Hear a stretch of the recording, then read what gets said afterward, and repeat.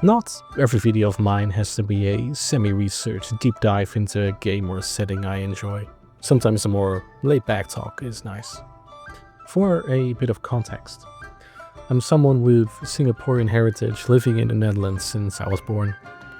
Throughout my youth, I did visit Southeast Asia a lot and came into contact with my family, culture, food, customs, and the overall vibe of the region. However, I haven't visited this melting pot of Asian cultures for over a decade, be it lack of funds or a focus on education or career. Because of this, my link with my own culture and heritage has been getting less and less during my forming years. Of course, I still do things like enjoy the cuisine from my own kitchen and keep up with new developments, but it's not the same as actively indulging in the culture.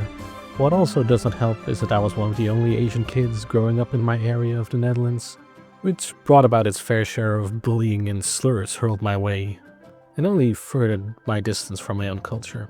Looking back, that was all unnecessary, but we all know that as a child you just want to belong in the group.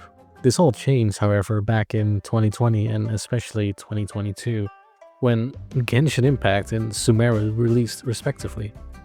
For those few who clicked on this video without any knowledge about Genshin Impact, this free-to-play open-world adventure game takes you to the world of Teyvat, where you explore regions inspired by real-life cultures, complete long story missions, and work to build your favorite characters by grinding resources, with regular large updates that bring new areas, quests, events, and characters.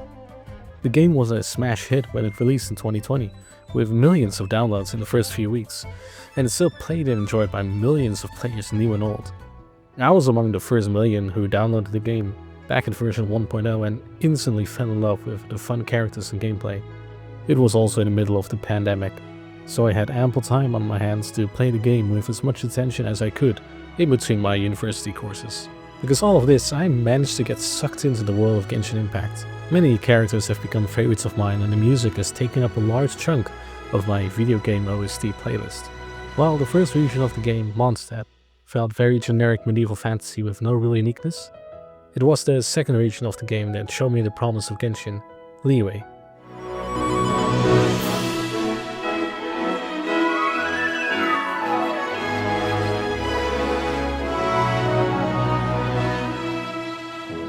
This region is inspired by China and its surrounding area, and it shows. From the mountainous nature and designs of the city to the music and food. When I first entered it, I was awestruck by the way HoYoverse put its own culture on the podium, being a studio based in China. Yet, it also felt extremely familiar. Thinking back to my childhood summers in Singapore, Chinese culture was everywhere. So I ended up appreciating it more than I thought I would, as it brought a certain whiff of nostalgia.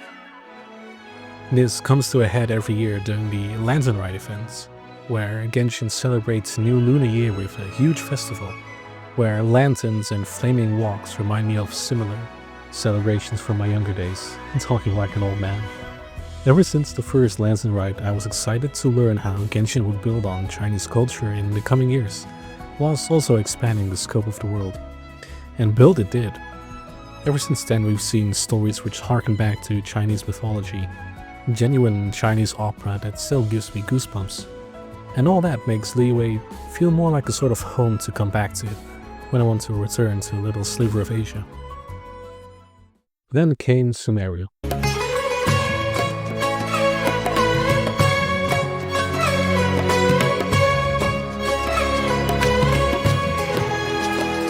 It got dialed up to 11 for me. After a lengthy trip to Japanese-inspired Inazuma, it was time to head to the Nation of Wisdom, inspired by South and Southeast Asia and parts of the Middle East.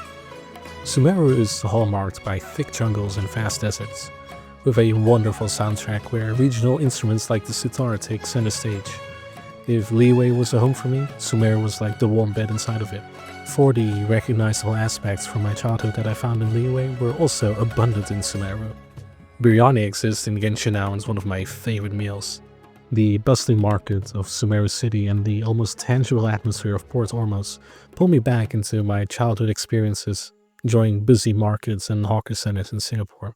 While of course not a one-to-one recreation and culture, as Sumera and Liyue are both nothing like Singapore, as both regions take influence from other Asian countries, it still gave me just enough to bring you back to those days of the past. It also happened that many Sumera NPCs carry names of family members, and one even has my own first name. While this may seem like a small detail, in an industry filled with characters having stereotypical Western names, it was a breath of fresh air to see my own name make an appearance in such a huge game. Because of all these cultural details that harken back to my own roots, Sumera has become my favorite region. I can wander both it and Liyue for hours on end because it almost feels like a trip down nostalgia lane. It ended up making me wonder why I kept pushing back my own culture, because it was so enjoyable. And Genshin Impact has taught me to embrace my roots instead of pushing it out. It's when looking back at things like comment sections of Hoyo videos that delve into the music and culture, many other people have the same feeling as me, appreciating Hoyoverse for embracing the different cultures that make both our world and Tibet a special place. To see the cultures that shaped my childhood take center stage told me it's something to delve back into. I started playing Genshin back at launch and I haven't stopped since. Now I'm learning about new cultures thanks to the latest regions of writing Natlan. I'm excited to see what the future holds for both Genshin Impact and the cultures it chooses to portray in the future, as there's so much more to learn and enjoy.